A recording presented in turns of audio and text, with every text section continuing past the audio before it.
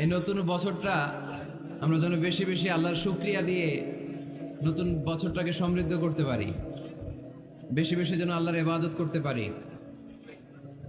নতুন বছরে আমরা শপথ নেই, আমরা যেন অন্তরে হিংসা লালন না করি, বিদ্বেষ লালন না করি, আমরা নিজেরা নিজেরা যেন কাদা ছোড়াছুরি না করি, আমরা যেন মিলেমিশে একসাথে একাকার হয়ে যাই। আল্লাহ তুমি কবুল করো, আমরা পড়ি আমিন। 60টা জিনিস মানুষ মরে যাওয়ার পরে তার কবরে পৌঁছতে থাকে। ইন্না মিম্মা ইয়ালহাকুল মুমিন মিন হাসানাতিহি বা'দা মাউতিহি। মানুষ মরে যাওয়ার পরেও যে 60টা জিনিস তার কবরে পৌঁছায় তার মধ্যে একটা হচ্ছে মসজিদান বানাহু। সে যে মসজিদ বানিয়ে গিয়েছে ওই মসজিদের সওয়াব। সুবহানাল্লাহ পড়েন। আপনি টাকা দিয়ে মসজিদ বানিয়ে দিলেন, ওই মসজিদে মুসল্লিরা নামাজ পড়ে, রোজাদাররা এসে ওখানে ইফতার খায়, তাহাজ্জুদ আদায়কারীরা তাহাজ্জুদ পড়ে, তাদের সওয়াবের কমতি হবে না, কিন্তু তাদের সওয়াবের একটা পার্সেন্টেজ সওয়াব যে ব্যক্তি মসজিদ বানালো তার আমল নামে আল্লাহ ঢুকিয়ে দেয়। সুবহানাল্লাহ বলতে পারলেন না? হে নামাজি আমার ঘরে নামাজে পড়ো আজ, দিল মে তোমার চরণ তলে হৃদয় যায় নামাজ। হে নামাজি আমার ঘরে নামাজে পড়ো আজ, দিল মে তোমার চরণ তলে হৃদয় যায় নামাজ। পড়েন আল্লাহু আকবার। কি সুন্দর লিখেছেন কাজী নজরুল ইসলাম। কাজী নজরুল ইসলাম খুব সুন্দর করে বলেছেন, মসজিদেরই পাশে আমায় কবর দিও ভাই, ঠিক কিনা? মসজিদেরই পাশে আমায় কবর দিও ভাই, যেন গোরে হতে মুয়াজ্জিনের আযান শুনতে পাই। আমার গোরের পাশে দিয়ে ভাই নামাজিরা যাবে, পবিত্র সেই পায়ের ধ্বনি এ বান্দা শুনতে পাবে। গোরা যাব হতে গুনাহগার পাইবে রেহাই, মসজিদেরই পাশে আমায় কবর দিও ভাই। কত মানুষ নামাজি ভাই মসজিদাঙ্গিহীনাতে,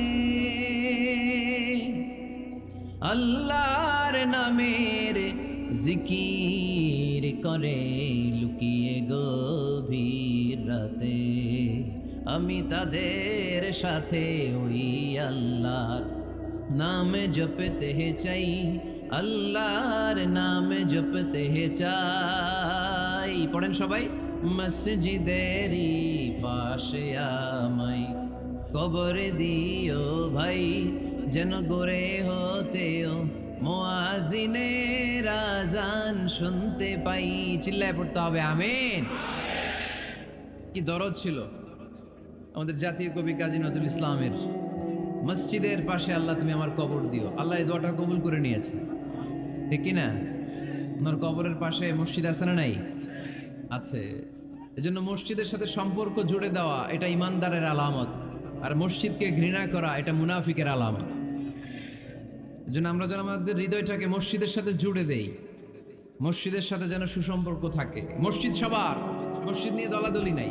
দলাদলি আছে অনেক জায়গায়। হানাফি মসজিদ, আহলে হাদিস মসজিদ এরকম আমরা দেখি বা শুনি, এটা ঠিক না। হানাফি মসজিদ বলে কোনো কথা নাই, আহলে হাদিস মসজিদ বলে কোনো কথা নাই। মসজিদ সবার। ছোট্ট খাট্ট বিষয় নিয়ে মসজিদে মারামারি, একজন হাত তোলে আরেকজন তোলে না, কিলাকিলি আছে না নাই? একজন বলে জোরে আমিন, আরেকজন আস্তে আমিন, মারামারি আছে না নাই? এগুলো কি মারামারি করার কোনো বিষয়? কথা বলেন। সালাতে ফরজ আছে, ওয়াজিব আছে, সুন্নাহ আছে। খেয়াল করে বুঝবেন।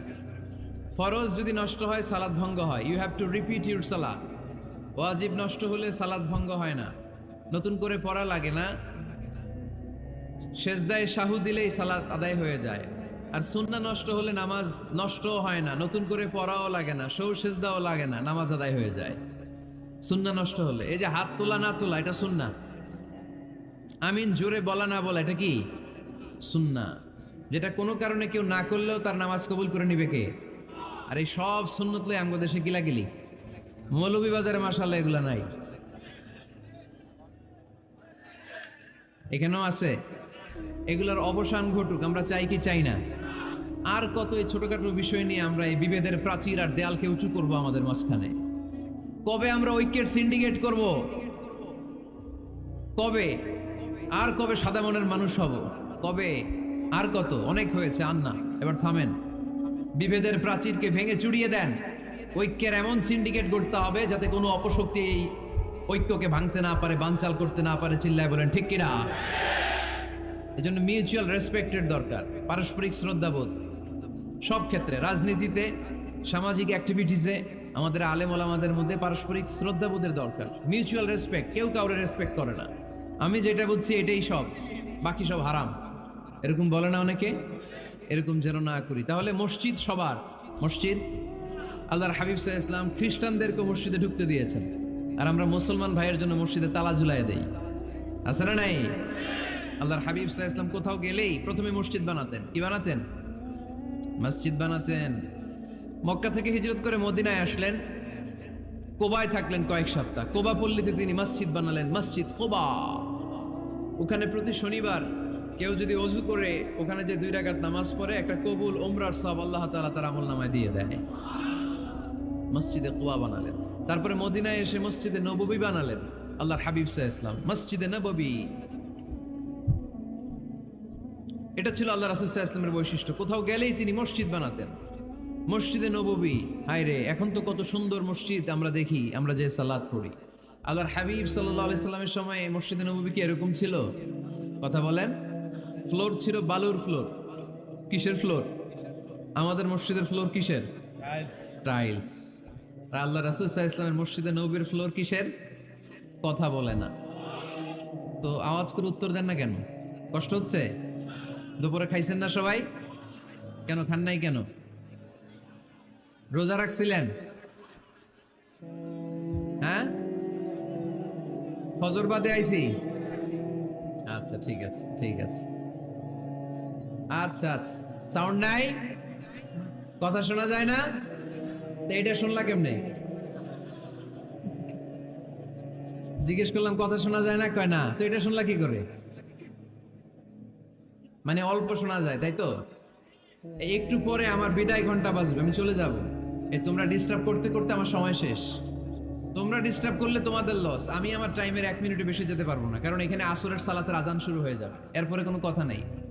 আর বক্তব্য লম্বা করা এটা বেদাত। এই বেদাতকে আমি সুন্নাতের মধ্যে আনতে চাচ্ছি। একটা সময়ে একেবারে কমায় নিয়ে আসবো। এত প্রোগ্রামও আমি করতে চাই না। আমি ঘোষণা দিয়েছি আগামী বছরে সারা বাংলাদেশে আমার প্রোগ্রাম হবে 50টা। কয়টা? 50টা। এরপরের বছর 30টা, এরপরের বছর 20টা। বিভাগীয় প্রোগ্রাম করলেই চলবে আমার। এক এক বিভাগে যে 2 দিন 3 দিন খালাস। এত দরকার নেই, এত লম্বা চূড়ার বক্তব্যের দরকার নেই। আধা ঘন্টা চুপ করে শুনেন, কয়েকটা মেসেজ ড্রপ করি, take it with you to your home, then practice and apply in the society. নিয়ে যান, আমল করেন, সমাজে কাজে লাগান। সমাজটা আলোকিত করে দিবে কে? খুতাবুকুম তাবিলা সালাওয়াতুকুম কাসীরা। আল্লাহর হাবিব সাল্লাল্লাহু আলাইহি ওয়াসাল্লাম বললেন, কিয়ামতের একটা আলামত, কিয়ামতের আগে তোমাদের বক্তব্য হয়ে যাবে লম্বা, সালাত হয়ে যাবে খাটো। সালাতের পরে তাসবিহ পড়তে চায় না লোকজন, ব্যস্ত, মহা ব্যস্ত, সুপার বিজি। কোত্থেকে আসলে এই ব্যস্ততা? আপনি রবের সাথে মুনাজাত, না যাই ইউনাজি মুনাজাত, আপনার রবের সাথে একাকী নীরবে কথা বলতে মনে চায় না আপনার? এত তাড়াহুড়ো কিসের? ধীর স্থির হন, একটু স্থির হন, একটু মনোদৈহিক প্রশান্তি অর্জনের চেষ্টা করেন। সব সময় ব্যস্ত, ধাক্কাধাক্কি, উচ্ছৃঙ্খলা, এগুলো আমাদেরকে শেষ করে দিয়েছে। এজন্য লম্বা চোরা বক্তব্য ঠিক না। বক্তব্য শুনতে আমাদের ভালো লাগে, আমল করতে ভালো লাগে না। বক্তব্যটা শেষেই সিগারেট ধরায়, আছে না নাই? মাহফিল শেষেই বিড়ি ধরায়, কয় চমৎকার ওয়াজ করছে হুজুরে। ওয়াজটা সেরকম হয়েছে, অনেক কণ্ঠ সুন্দর হুজুরের। এতদিন ইউটিউবে দেখছি, আজকে সরাসরি দেখাইছি, আছে না নাই? তো কি লাভ হয়েছে? লাভটা হয়েছে কি? এই যে মাহফিল শেষে বিড়িটা ধরাইলেন আর গেলেন, কোনো লাভ হয় নাই। এগুলো থেকে বেরিয়ে আসতে হবে। বছরের পর বছর আমাদেরকে শেখানো হয়েছে একভাবে, কেউ এই পরিবর্তনের আওয়াজ তোলে নাই। আওয়াজ আপনাকে তুলতে হবে। আওয়াজ তোলার জন্য এত মানুষ লাগে না, আপনি একাই যথেষ্ট। আপনি দাঁড়ান না সামনে, দেখবেন আপনার সামনে কেউ টিকে থাকতে পারবে না, ঠিক কিনা? কিন্তু আপনার শক্ত সিদ্ধান্ত লাগবে, পরিবর্তনের জন্য শক্ত মানসিকতা লাগবে, যে আমি পরিবর্তন করতে চাই। We have to change. যুগ জামানা পাল্টে দিতে চাই না অনেকজন, এক মানুষই আনতে পারে জাতির জাগরণ। এক মানুষই বিপদকালে বাঁচায় কাফেলায়, ক্ষুদ্র ডিঙ্গি বাঁচায় জাহাজ অসীম দরিয়ায়। এজন্য আপনার শক্ত সিদ্ধান্ত পারে আপনার মৌলভীবাজারটাকে দেশের শ্রেষ্ঠ জেলা, শ্রেষ্ঠ থানা হিসেবে আল্লাহর কাছে কবুল করতে, ঠিক কিনা? এজন্য লম্বা চূড়া আলোচনা ঠিক না, ছোটখাটো অল্প কয়েকটা মেসেজ নিয়ে যেতে পারলেই দ্যাটস এনাফ।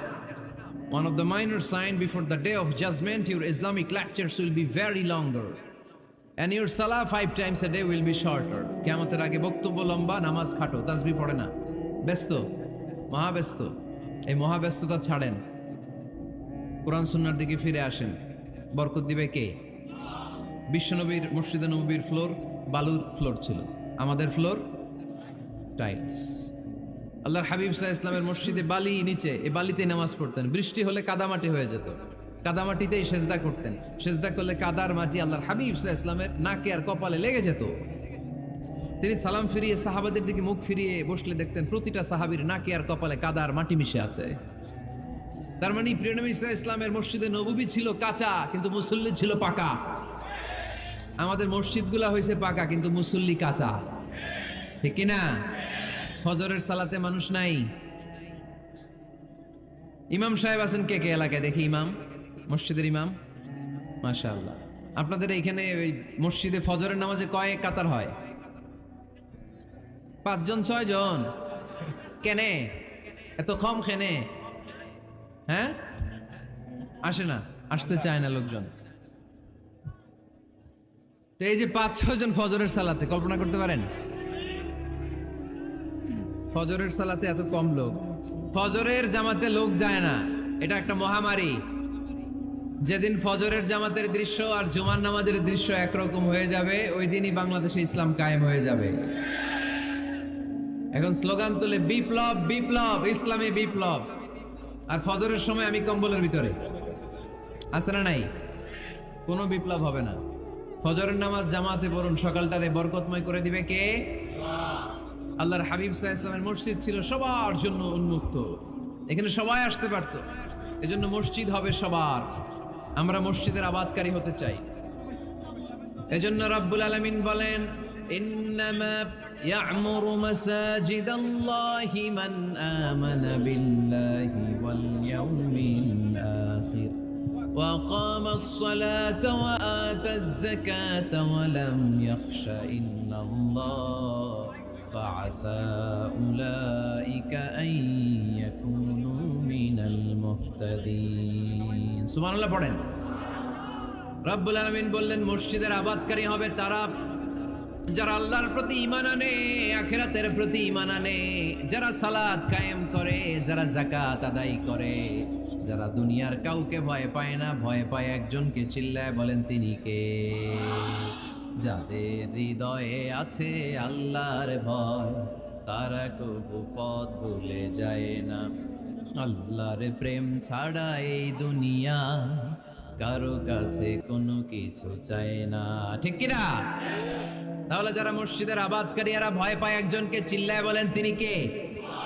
মসজিদের আবাদকারীদের প্রথম গুণ, তারা আল্লাহ বিশ্বাস করে, তারা আখিরাতে বিশ্বাস করে, তারা সালাত কায়েম করে, তারা যাকাত আদায় করে, তারা আল্লাহ ছাড়া পৃথিবীর কাউরে ভয় পায় না। আল্লাহ বলেন ফাআসা উলাইকা আইয়াকুনু মিনাল মুহতাদিন। আশা করা যায় তারাই হলো হেদায়েতের রাস্তার উপরে আছে, ঠিক কি না? তারাই মসজিদের আবাদকারী, যারা মসজিদে যায়, সালাত আদায় করে। এখন মসজিদের আবাদকারী আপনি হতে চান, আপনি মসজিদে যান না, আপনি আবাদকারী হতে পারবেন? মসজিদের অনেক সভাপতি আছে মসজিদে যায় না, আছে না নাই? মৌলভীবাজারে এই সমস্যা বোধহয় নাই।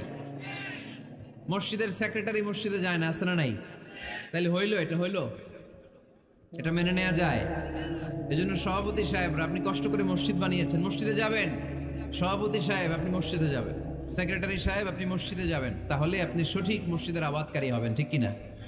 আমরা মসজিদের আবাদকারী হতে চাই ইনশাআল্লাহ। পড়েন উমরানুল মাসাজিদ। মসজিদের আবাদ কি করে করতে হয়? মসজিদ আবাদ করার 1 নাম্বার মাধ্যম হচ্ছে মসজিদ নির্মাণ করা। কি করা?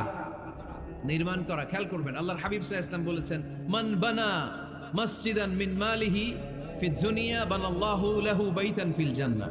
যে ব্যক্তি নিজের পকেটের টাকা খরচ করে দুনিয়াতে মসজিদ বানায়, আল্লাহ তাআলা তার জন্য জান্নাতে ঘর বানায়। 60টা জিনিস মানুষ মরে যাওয়ার পরে তার কবরে পৌঁছতে থাকে। ইন্না মিম্মা ইয়ালহাকুল মুমিন মিন হাসানাতিহি বা'দা মাউতিহি, মানুষ মরে যাওয়ার পরেও যে 60টা জিনিস তার কবরে পৌঁছায় তার মধ্যে একটা হচ্ছে মসজিদান বানাহু, সে যে মসজিদ বানিয়ে গিয়েছে ওই মসজিদের সওয়াব। সুবহানাল্লাহ পড়েন। আপনি টাকা দিয়ে মসজিদ বানিয়ে দিলেন, ওই মসজিদে মুসল্লিরা নামাজ পড়ে, রোজাদাররা এসে ওখানে ইফতার খায়, তাহাজ্জুদ আদায়কারীরা তাহাজ্জুদ পড়ে, তাদের সওয়াবের কমতি হবে না, কিন্তু তাদের সওয়াবের একটা পার্সেন্টেজ সওয়াব যে ব্যক্তি মসজিদ বানালো তার আমলনামায় আল্লাহ ঢুকিয়ে দেয়। এজন্য বেশি বেশি মসজিদ বানাতে রাজি আছেন তো? তাহলে মসজিদ আবাদ করার প্রথম মাধ্যম হচ্ছে মসজিদ বানানো। 2 নম্বর মাধ্যম হচ্ছে মসজিদে যেয়ে জামাতে সালাত আদায় করা। জামাতে সালাতুল জামাআ তাফদুলু সালাতাল ফাযযি বি27 দারাজা। ঘরে নামাজ পড়লে একা একা পড়লে যেই সওয়াব, জামাতে পড়লে 27 গুণ বেশি সওয়াব। সুবহানাল্লাহ বলতে পারলেন না? হে নামাজি আমার ঘরে নামাজে পড়ো আজ, দিলে মে তোমার চরণ তলে হৃদয় যায় নামাজ। হে নামাজি আমার ঘরে নামাজে পড়ো আজ, দিলে মে তোমার চরণ তলে হৃদয় যায় নামাজ। পড়েন আল্লাহু আকবার। কি সুন্দর লিখেছেন কাজী নজরুল ইসলাম। মসজিদ কেমন যেন মসজিদ তার নিজের ভাষায় আল্লাহর কাছে কেঁদে কেঁদে ফরিয়াদ জানায়, আল্লাহ নামাজিরা আমার ঘরে আসে না, কি সুন্দর টাইলস, কি সুন্দর মুসল্লা, কি সুন্দর এয়ার কন্ডিশন, সব আছে কিন্তু মুসল্লি নাই, ঠিক কিনা? মসজিদগুলো আল্লাহর কাছে ফরিয়াদ জানায়। এজন্য আমরা যেন মসজিদমুখী হই। কি মুখী? আওয়াজ করে বলতে হবে, কি মুখী? মসজিদমুখী। তাহলে মসজিদ আবাদের 1 নম্বর পদ্ধতি মসজিদ বানানো। 2 নম্বর মসজিদে বেশি বেশি যে জামাতে সালাত আদায় করা। 3 নম্বরে মসজিদের সাথে সম্পর্ক জুড়ে দেওয়া, হৃদয়টা যেন সবসময় মসজিদের সাথে লেগে থাকে। আল্লাহর হাবিব সাল্লাল্লাহু আলাইহি ওয়াসাল্লাম বললেন, সাবআতুন ইউযিল্লুহুমুল্লাহু ফি যিল্লি ইয়াওমা লা যিল্লা ইল্লা যিল্লু। 7 শ্রেণীর ব্যক্তিকে আল্লাহ তাআলা কিয়ামতের দিন আরশের নিচে ছায়া দিবে, যেদিন আল্লাহর আরশের ছায়া ছাড়া কোনো ছায়া পৃথিবীতে থাকবে না। সেই দিনটা কি এই দিনের মতো? কিয়ামতের দিনটা আজকের এই দিনের মতো হবে? 50,000 বছর হবে। এটা লেন্থ, এটা ডিউরেশন। কাআন সাফসাফা লা তারা ফিহা ইওয়াজা ওয়ালা আমতা, লেভেল প্লেইং ফিল্ড, তামার জমিন। একটু কল্পনা করেন তো ওই দিনটা কত ভয়ঙ্কর। বাবা ছেলেরে চিনবে না ওই দিন, ছেলে বাবারে চিনবে না, স্ত্রী স্বামীকে চিনবে না, স্বামী স্ত্রীকে চিনবে না, পীর সাহেব মুরিদ চিনবে না, মুরিদ পীর সাহেবকে চিনবে না, নেতা কর্মীকে চিনবে না, কর্মী নেতাকে চিনবে না। হায় হায়, ইয়া নাফসি ইয়া নাফসি বলে কাঁদবে। সূর্যটা মাথার কাছে চলে আসবে, সূর্যের তাপে মাথার মগজগুলো গলে গলে নাকের ছিদ্র আর কানের ছিদ্র দিয়ে টপ টপ করে বেয়ে বেয়ে পড়বে। তৃষ্ণায় মানুষগুলো পাগল পাড়া, জিহ্বাটা বের হয়ে নাভি পর্যন্ত ঝুলতে থাকবে। সেদিন সবাই পাগলের মতো ছুটতে থাকবে, কোনো ছায়া নাই আল্লাহর আরশের ছায়া ছাড়া। আল্লাহর হাবিব বললেন 7 শ্রেণীর ব্যক্তিকে আল্লাহ তাআলা আরশের নিচে ছায়া দিবেন। এর মধ্যে 1 শ্রেণীর ব্যক্তি রাজুলুন কলবুহু মুআল্লাকুন বিল মাসাজিদ, ওই ব্যক্তি যার হৃদয়টা সবসময় আল্লাহর মসজিদের সাথে লেগে থাকে। মসজিদের সাথে যার হৃদয় লেগে থাকে তাকে আরশের নিচে ছায়া দিবে কে? এজন্য মসজিদের সাথে যেন আমাদের হৃদয়গুলো লেগে থাকে। অনেকেই দেখবেন এত ভালো নামাজে, জোহর পরে টেনশন করে আসরটা কই পড়বো, আসর পরে চিন্তা করে মাগরিবের সময় আমি কোথায় থাকবো, মাগরিবের সময় টেনশন, ইস এশাটা হয়ে গেলেই তো শেষ। এরকম লোক আছে না নাই? এদেরকে সেই কঠিন ভয়াবহ দিনে আরশের নিচে ছায়া দিবে কে? তারপরে মসজিদ আমাদের 4 নম্বর পদ্ধতি মসজিদকে পরিচ্ছন্ন রাখা, মসজিদকে ঝাড়ু দেয়া। মসজিদকে যারা পরিষ্কার করে তাদের হৃদয়ের যন্ত্রণা দূর করে দেয় কে? সাইয়েদনা ইব্রাহিম আলাইহিস সালাম এবং ইসমাঈল আলাইহিস সালামকে আল্লাহ তাআলা আদেশ করেছেন, তাহহিরা বাইতিয়া লিত-তাইফিনা ওয়াল আকিফিনা ওয়ার রুকআই সুজুদ। হে ইব্রাহিম ইসমাঈল, বাপ বেটা দুইজন মিলে মসজিদ ঝাড়ু দাও। কি ঝাড়ু দাও? মসজিদেরি ঝাড়ু বড়দার ও কামারে হাত শোনো আমারে মুনাজাত। পড়েন, শোনো শোনো ইয়া ইলাহি আমারে মুনাজাত, শোনো আমারে মুনাজাত। পড়েন আমিন। মসজিদ ঝাড়ু দেওয়া মসজিদ আমাদের অন্তর্ভুক্ত। আপনারা কেউ কোনোদিন মসজিদ ঝাড়ু দিচ্ছেন নাকি? কে কে দিয়েছেন দেখি? সবাই সবাই মসজিদের খাদেম, মাশাআল্লাহ। আমিও দিছি মসজিদ ঝাড়ু, অনেক দিছি, মাশাআল্লাহ। আল্লাহ তুমি কবুল করো। যাদের হৃদয়ে বড় জ্বালা, ফ্যামিলিতে সুখ নাই, শান্তি নাই, তারা হৃদয়ে প্রশান্তি আনতে চাইলে এতিমখানায় যাবেন, এতিমের মাথায় হাত বুলিয়ে দিবেন, এতিমের মুখে খাবার তুলে দিবেন। আপনার হৃদয়টারে নরম করে দিবে কে? আল্লাহর ঘর মসজিদে যাবেন, নিজ হাতে মসজিদটারে একটু পরিষ্কার করে দিবেন, আপনার জীবনটারে উজালা করে দিবে কে? তাহলে এগুলো করার মাধ্যমে আমরা মসজিদের আবাদ করতে চাই। আমরা মসজিদের আবাদকারী হতে চাই কি চাই না? আল্লাহর ঘর মসজিদ আবাদ করার মতো শ্রেষ্ঠ কাজ পৃথিবীতে হতে পারে না। এই মসজিদের কিছু আদব আছে, আল্লাহ রাসূল সাল্লাল্লাহু আলাইহি ওয়াসাল্লাম বলেছেন এই আদবগুলো মেনটেন করে যেন আল্লাহর ঘর মসজিদের সাথে আমরা ব্যবহার করি। মসজিদের 1 নম্বর আদব হচ্ছে মসজিদে ওযুর সাথে প্রবেশ করা। কিসের সাথে? ওযু করে পরিচ্ছন্ন হয়ে মসজিদে প্রবেশ করা। এজন্য অপবিত্র অবস্থায়, গোসল ফরজ, এরকম অবস্থায় মসজিদে ঢোকা যাবে? কথা বলেন, ঢোকা যায়? যেই নারীদের মাসিক চলতেছে, মেনস্ট্রুয়েশনাল পিরিয়ড চলতেছে, ওই নারীদের পক্ষে মসজিদে ঢোকা জায়েজ আছে? নাই। তাহলে এটা হলো 1 নম্বর আদব। মসজিদে ঢোকার সময় কি করে ঢুকবো? ওযু করে। আওয়াজ করে বলেন, কি করে ঢুকবো? ওযু করে। 2 নম্বর আদব হচ্ছে মসজিদে যাওয়ার সময় সবচেয়ে ভালো জামাটা পরে যাব, সবচেয়ে ভালো পাঞ্জাবিটা পরে যাব। জানতো আপনারা? না সবচেয়ে সিরাটা পরে যান? হ্যাঁ, অনেকের নামাজের জন্য একটা পুরান জামা আছে, সিরা পাড়া, এদিকে হাত উঠাইলে দিতে দেখা যায়, আছে না নাই? সবচেয়ে সিরা পাড়াটা রাখে নামাজের জন্য, কপাল পোড়া। আর সুন্নাতে খাতনার অনুষ্ঠানে গেলে মাশাআল্লাহ লেহেঙ্গা গায়ে দেওয়া যায়, আছে না নাই? না, আপনি ইবাদতের জন্য সবচেয়ে সুন্দর জামাটা রাখবেন। এজন্য রাব্বুল আলামিন বলেন, ইয়া বানি আদম খুযু জিনাতাকুম ইনদা কুল্লি মসজিদ। ও বনি আদম, তুমি যখন আল্লাহর ঘর মসজিদে ঢুকবা, ও বনি আদম, তুমি যখন নামাজের মুসল্লায় দাঁড়াবা, তোমার সবচাইতে দামি, সবচাইতে সুন্দর জামাটা গায়ে দিয়ে তুমি নামাজে দাঁড়াও। ঠিক কি না? তাহলে এখন মসজিদে যাওয়ার সময় কি গায়ে দিয়ে যাবেন বলেন? খিতা করবাইন?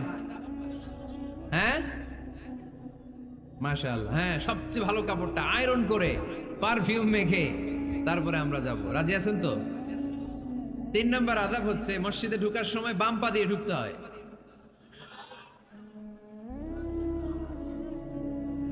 কোন পা? আরো জোরে। এদেরকে গুতা মারা লাগে, নাইলে আওয়াজ বাড়ে না। এরকম ভলিউম টাইট করতে হয়, ভলিউম হাই করলে আর করে বাড়ে, এমনি বলতে চায় না। আর ঘটনা কি? হ্যাঁ, খায় নাই। বদরের যুদ্ধ হয়েছিল রমাদানে, কোনো সাহাবী খায় নাই, না খাইয়া একেবারে সাইজ করে দিছে কাফেরদেরকে। আমরা না খেলেও আমাদের হৃদয়ে ইমানি শক্তি আছে না নেই? এই তো বোঝা যাচ্ছে ইমানি শক্তি আছে। এতক্ষণ আছিল কই? তো মসজিদে ঢোকার সময় কোন পা দিয়ে? এগুলো মনে থাকে আমাদের? ভুলা যাই আমরা, খেয়াল থাকে না তো এগুলা? এত কিছু মনের মধ্যে রাখলে এগুলো মনে থাকবে কেমনে? মসজিদে ঢোকার সময় কোন পা? আরো জোরে। বেরোয়ার সময় কোন পা? মনে থাকবে? মসজিদে যখন ঢুকবেন ডান পা দিয়ে ঢুকবেন, আর দোয়া পড়বেন, আউযু বিল্লাহিল আযীম ওয়া বিওয়াজহিল কারীম ওয়া সুলতানিহিল কদীম মিনাশ শাইতানির রাজীম। বিষ্ণু সাল্লাল্লাহু আলাইহি ওয়াসাল্লাম বললেন, যে ব্যক্তি মসজিদে ঢোকার সময় এই দোয়াটা পড়বে, শয়তান আফসোস শুরু করে, সে বলে, হায় হায়, আজকের দিনের জন্য, সারা দিনের জন্য তো তুই আমার ওয়াসওয়াসা থেকে বেঁচে গেলি। আজকের সারা দিনের জন্য তোরে আমি হারালাম, আজকের সারাটা দিন আল্লাহর পক্ষ থেকে প্রোটেকশন নিয়ে তুই বেঁচে গেলি, আজকের জন্য যা, কালকে তোরে আমি ধরবো। এজন্য এই দোয়াটা পড়ার দরকার আছে না? আউযু বিল্লাহিল আযীম ওয়া বিওয়াজহিল কারীম ওয়া সুলতানিহিল কদীম মিনাশ শাইতানির রাজীম। 4টা বাক্যের দোয়া। মুখস্থ করতে কষ্ট হলে যে ইউটিউবে চলে যাবে আজকেই, ওখান থেকে শুনে আপনারা মুখস্থ করে নেবেন, এই দোয়াটা পড়বেন। তাহলে ওই দিনের জন্য শয়তানের ওয়াসওয়াসা, টেম্পটেশন, প্রভোকেশন থেকে আপনি আল্লাহ তাআলার প্রোটেকশনে চলে গেলেন। সুবহানাল্লাহ পড়েন। তারপর আল্লাহর হাবিব বললেন, ঢোকার আগে আমারে সালাম দাও। পড়বেন, আসসালামু আলাইকা আইয়ুহান নাবিয়্যু ওয়া রাহমাতুল্লাহি ওয়া বারাকাত। এই 2টা জিনিস যখন করে ফেললেন, তখন ডান পা দিয়ে পড়বেন, আল্লাহুম্মা আফতাহ লি আবওয়াবা রাহমাতিক। সুবহানাল্লাহ পড়েন। আল্লাহুম্মা আফতাহ লি, ও আল্লাহ আমার জন্য তুমি খুলে দাও আবওয়াবা রাহমাতিক, তোমার রহমতের দরজা, তার মানে মসজিদে ঢুকলে রহমত পাওয়া যায় কি যায় না? মসজিদে ঢুকলে পাওয়া যায় রহমত, মসজিদের বাইরে রহমতের কথা আল্লাহ বলে নাই। মসজিদের ভিতরে রহমত। কোথায় রহমত? কোথায়? মসজিদের ভিতরে রহমত আছে না? তার প্রমাণ, মসজিদে ঢুকলেই শান্তি লাগে কেমন জানি, আর ঘুমে ধরে। মসজিদে ঘুমাইছেন কারা কারা দেখি? সবাই ঘুমাইছেন? আরে আমি কত ঘুমাইছি। জুমার নামাজের সময় যে কি ঘুম আসে, আসে আসে কমন পড়ছে, একেবারে কমন পড়ে গেছে। ঘুম আসে কারণ রহমতের ঝিরি ঝিরি বাড়ি ধারা আল্লাহ তাআলা আরশের উপর থেকে নাজিল করতে থাকে, আর এই রহমতের কারণে হৃদয়টা প্রশান্ত হয়ে যায়, অনেকের ঘুমও চলে আসে, ঠিক কিনা? এজন্য আল্লাহুম্মা ইফতাহ লি আবওয়াবা রাহমাতিক, ও আল্লাহ তোমার রহমতের দরজাগুলো আমার জন্য খুলে দাও। এই দোয়া পড়লে রহমতের দরজা খুলে দেয় কে? আবার মসজিদ থেকে যখন বের হবেন তখন কোন পা দিয়ে? জোরে বলেন। বাম পা দিয়ে কি পড়বেন? আল্লাহুম্মা ইন্নী আসআলুকা মিন ফাদলিক, ও আল্লাহ তোমার কাছে আমি তোমার পক্ষ থেকে ফদল চাই, মানে রিজিক চাই। রিজিক দেওয়ার মালিক কে? তার মানে খুব সোজা সাপটা কথা হচ্ছে, মসজিদের ভিতরে পাওয়া যায় রহমত, আর বাইরে পাওয়া যায় ফদল বা রিজিক। বাইরে পাওয়া যায় কি? রিজিক। মসজিদের ভিতরে রিজিক আছে, তার মানে সারাদিন মসজিদে বসে থাকলে রিজিক মিলবে। নামাজের সময় নামাজ পড়তে হবে, কাজের সময় কাজ করতে হবে, এটাই হচ্ছে ইসলামের বিধান। নামাজের সময় নামাজ, কাজের সময়। আমি প্রশ্ন করব, আওয়াজ করে উত্তর দেন। নামাজের সময়, কাজের সময়, নামাজের সময়, কাজের সময়, এটা মনে থাকবে। এজন্য আল্লাহ বলেন ফাইদা কুদিয়াতিস সালাতু ফান্তাশিরু ফিল আরদি ওয়াবতাগু মিন ফাদলিল্লাহ, যখন তোমাদের সালাত শেষ হয়ে যায় আল্লাহর রিজিক অন্বেষণের জন্য আল্লাহর জমিনে তোমরা ছড়িয়ে যাও। নামাজের সময় আসবেন, নামাজ শেষ বের হয়ে যান। ফান্তাশিরু ফিল আরদ, জমিনে ছড়িয়ে পড়ো।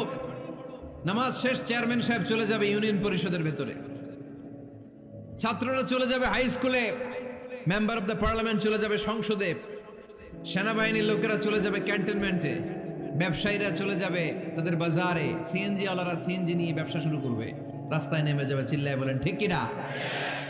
এটাই ইসলামের বিধান। নামাজের সময় নামাজ, কাজের সময়। আচ্ছা, তাহলে প্রথম সুন্নাত পেলাম, পবিত্র হয়ে ঢুকবো, ভালো জামা পরে ঢুকবো 2 নাম্বার। 3 নাম্বার, ঢোকার সময় কোন পা? বের হওয়ার সময়। 4 নাম্বার, মসজিদে ঢুকেই 2 রাকাত। মসজিদে ঢুকে কয় রাকাত পড়েন আপনারা? তাহিয়াতুল মসজিদ, মসজিদে আপনি ওয়েলকাম জানাবেন, ঢুকেই 2 রাকাত পড়বেন, ওযু করলেই 2 রাকাত। আল্লাহর হাবিব সাল্লাল্লাহু আলাইহি ওয়াসাল্লাম মসজিদে নববীতে জুমার খুতবা দিচ্ছেন। খুতবা চলাকালীন সময়ে এক সাহাবী এসে মসজিদের মধ্যে বসে পড়লেন।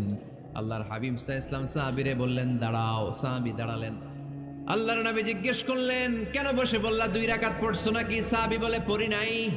বিশ্বনবী বললেন তাহলে তাড়াতাড়ি 2 রাকাত নামাজ পড়ে বসে যাও। সুবহানাল্লাহ পড়ো। 2 রাকাত পড়ো নাই তো পড়ো, দাঁড়াও, তারপরে বসো। দেখেন খুতবা চলাকালীন সময়ে আমাদের খতিবরা কখনো খুতবা থামায়? কথা বুঝেন নাই? জুমার খুতবা আপনারা শুনেন না? খুতবা চলতেছে, ওই মুহূর্তে ইমাম সাহেবরা কখনো খুতবা থামায়? মাঝখানে কোনো ঝামেলা হলে থামায় না। প্রথম খুতবা শেষ, বসে, তারপরে দ্বিতীয় খুতবা। খুতবার মাঝখানে কোনো থামাথামি নাই। কিন্তু আল্লাহর হাবিব সাল্লাল্লাহু আলাইহি সাল্লাম কেমন খতিব ছিলেন দেখেন। আল্লাহর হাবিব সাল্লাল্লাহু আলাইহি সাল্লামের খুতবা দেওয়ার স্টাইল এন্ড অ্যাটিটিউড এবং আমাদের খুতবা দেওয়ার স্টাইল এন্ড অ্যাটিটিউড, আল্লাহ রাসূল সাল্লাল্লাহু আলাইহি সাল্লামেরটা কত প্রাণবন্ত ছিল।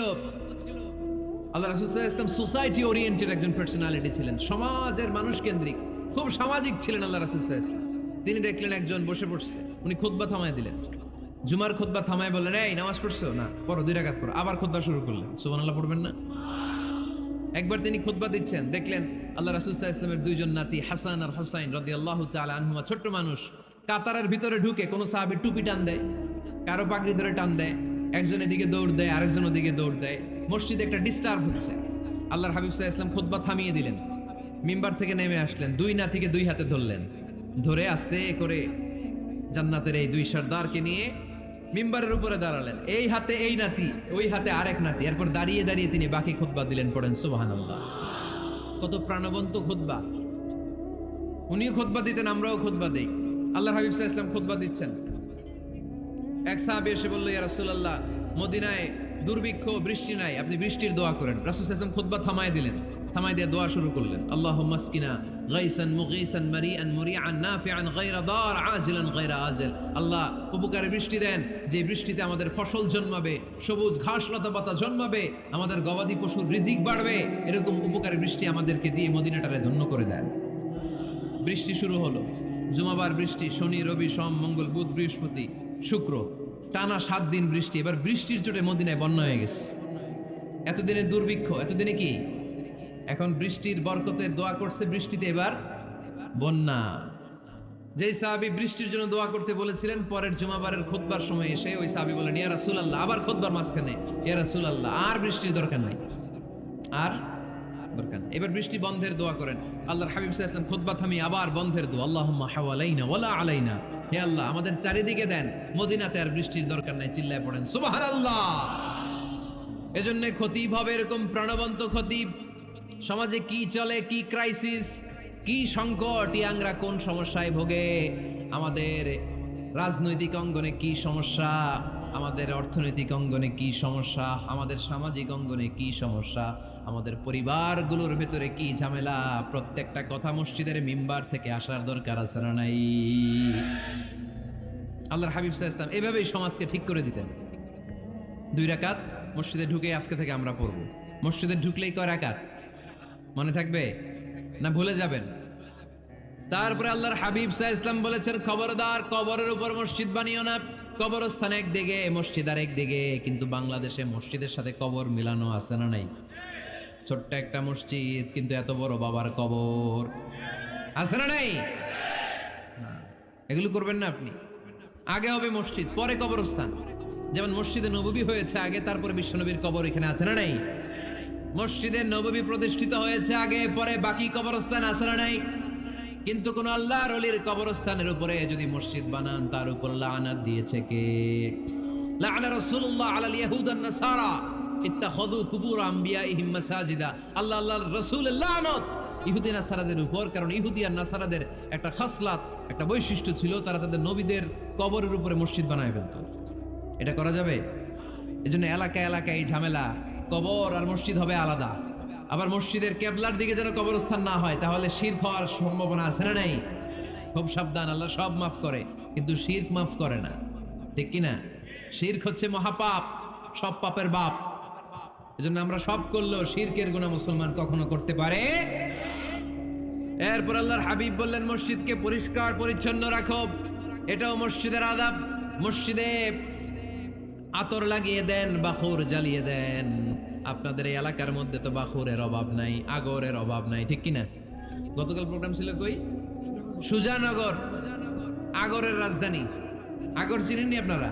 হ্যাঁ, এই যে দেহনেল উদ পারফিউম, আপনাদের এই যে মাহাতাব সাহেবের আল হারামাইন, এরপরে যে আজমল কোম্পানি, এও আপনাদের এই মৌলভীবাজার এলাকার। এরকম অনেক কোম্পানি আছে দুবাই ভিত্তিক, গোটা বিশ্বে ওনারা ব্র্যান্ডিং করেছে। এগুলোর র ম্যাটেরিয়াল, কাঁচামাল যায় হচ্ছে আপনাদের মৌলভীবাজার থেকে। সম্মানিত ভাইয়েরা, মসজিদ পরিষ্কার পরিচ্ছন্ন রাখবেন, এই বাখুর জ্বালাবেন, দেহনেল উদ এই পারফিউমগুলো ছড়িয়ে দিবেন। মসজিদের মধ্যে অনেক মসজিদে দুর্গন্ধ আছে না নাই? এই কার্পেটের মধ্যে ময়লা, পরিষ্কার করেন। আল্লাহর হাবিব সাল্লাল্লাহু আলাইহি ওয়াসাল্লাম বলেছেন, খবরদার। আম্মা জান আয়েশা বর্ণনা করেন, আমার রাসূলুল্লাহ সাল্লাল্লাহু আলাইহি ওয়াসাল্লাম বিবিনাইল মসজিদ ফি দুয়ার ওয়া আন তুতায়্যাবা ওয়া তুনাযযাফ।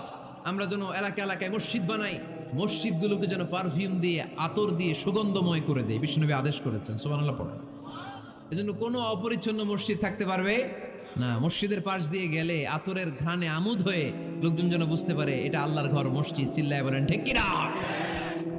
এরপর আল্লাহর হাবিব সাল্লাল্লাহু আলাইহি ওয়াসাল্লাম বলেছেন, মসজিদের আরেকটা আদব হলো মসজিদকে অতিমাত্রায় ডিজাইন না করা। বেশি ডিজাইন করা যাবে না। এমন ডিজাইন করা যাবে না যে এটা মসজিদ বোঝাই যায় না। এত লাইটিং ফাইটিং করে, এটা কি মসজিদ না কমিউনিটি সেন্টার বোঝাই যায় না? আছে না নাই? আছে। এরকম যেন আমরা না করি সম্মানিত ভাইয়েরা। বিশেষ করে মসজিদের সামনের দেয়ালে। কোন দেয়ালে? সামনের দেয়ালটা, কেবলার দিকে যেই দেয়াল, এই দেয়ালটা হতে হবে ফ্রেশ, যাতে করে মানুষের দৃষ্টি আকর্ষণ না করে। প্রায় মসজিদের দেয়ালের মাঝখানে দেখবেন আপনি ক্যালেন্ডার ঝুলায় রাখে, আছে না নাই? মৌলভীবাজারের কি অবস্থা? কিতা খবর আছে? তো এই যে ক্যালেন্ডার ঝুলায় রাখে, ওইখানে দেখবেন বিভিন্ন মসজিদের ছবি, এতিমখানার ছবি, মানুষের ছবি। তো মানুষ নামাজে পড়ে আবার ওগুলোও তাকায়, আছে না নাই? প্রথম কাতারে পরে ওইখানে কি লেখা এগুলো পরে, তার ডিস্টার্ব হচ্ছে না? এই মুসল্লির দৃষ্টি যাতে অন্যদিকে না যায়, এটা খেয়াল রাখতে হবে। যদি পারা যায়, মসজিদের সামনে কোনো ঘড়ি টড়ি চলবে না, ঘড়ি মসজিদের পেছনের দেয়ালে, সময়সূচি পেছনের দেয়ালে, সব পেছনে। সময় কয়টা বাজে ওটা ইমাম দেখলেই চলবে, ইমাম এভাবে দেখে নিবে, আপনারাও দেখে নিবেন। কিন্তু সামনের দেয়ালটা যত সিম্পল করা যায়। আল্লাহর হাবিব সাল্লাল্লাহু আলাইহি ওয়াসাল্লাম নামাজ পড়া অবস্থায় সামনে এমন কিছু রাখতেন না যেটার দ্বারা আল্লাহর হাবিব সাল্লাল্লাহু আলাইহি ওয়াসাল্লামের সালাতে মনোযোগ অন্যদিকে চলে যায়। আমরা যখন সালাত পড়ি, যদি অন্যদিকে তাকাই, ফেরেশতার মাধ্যমে আল্লাহ একটা ডাক দেয়, বলে আকবিল, এই বান্দা ফিরে আয়, তোর নজর থাকা দরকার সেজদার জায়গায়, ফিরে আয়। আপনি আবার যখন অন্যদিকে তাকান, আল্লাহ বলে ফিরে আয়, সেজদার দিকে তাকা। আপনি আবার যখন ঘড়ির দিকে তাকান, আল্লাহ বলে আকবিল, ফিরে আয়, সেজদার দিকে তাকা। আপনি যখন আবার অন্যদিকে তাকান, তখন আল্লাহ বলে লা হাজাতা লি ইলা সলাতি, তোর এই নামাজের দরকার আমার নাই। নাউজুবিল্লাহ পড়বেন না? তোর এই নামাজের দরকার আমার নাই। অজু করে কষ্ট করে যাকে খুশি করার জন্য আপনি সালাতে দাঁড়ালেন, উনি যদি বলে এই নামাজের দরকার নেই, তা কার জন্য নামাজ পড়লেন আপনি? কথা কি বুঝতে পেরেছেন? এই জন্য এলাকার গণ্যমান্য ব্যক্তিবর্গ আছে, আমাদের চেয়ারম্যান সাহেব আছে, আরো অন্যান্য বিজনেস ম্যাগনেটরা আছে। আপনারা মসজিদ যখন নির্মাণ করবেন, সামনের দেয়ালটা যত সাদামাটা হতে পারে ততই ভালো। এমনকি জায়নামাজের মধ্যে এখন কাবা ঘরের ছবি আছে না নাই? আছে না? কি মুসলমান আমরা, নিজের কাবারে নিজে লাথি মারি নামাজের আগে, মনের অজান্তে নিজের কাবাকে নিজে লাথি মারছি। এরকম জায়নামাজ ব্যবহার করা নিষেধ, চিল্লায় বলেন ঠিক কিনা? সাদা ফ্রেশ জায়নামাজ বাজারজাত করেন, আপনাদের সিদ্ধান্তই ওনাদের ব্যবসা বয়কট হয়ে যাবে। আপনারা যদি এখন থেকে মসজিদের মিনারা আর কাবা ঘরের যে প্রতিকৃতি বা ছবি, এরকম ছবি সম্বলিত জায়নামাজ কিনা বন্ধ করে দেন, এদের মার্কেট থাকবে? কথা বলেন। কালকে থেকে আমরা জায়নামাজ কেনার সময় ফ্রেশ জায়নামাজ কিনবো। কোনো মসজিদ, কোনো মিনার, আমাদের কাবা ঘরের ছবি সম্বলিত কোনো জায়নামাজ কিনা যাবে? আওয়াজ করে বলেন, যাবে? যাবে না। এগুলো হচ্ছে মসজিদের আদাব, এগুলো রক্ষা করে মসজিদে ঢোকার দরকার আছে না নাই?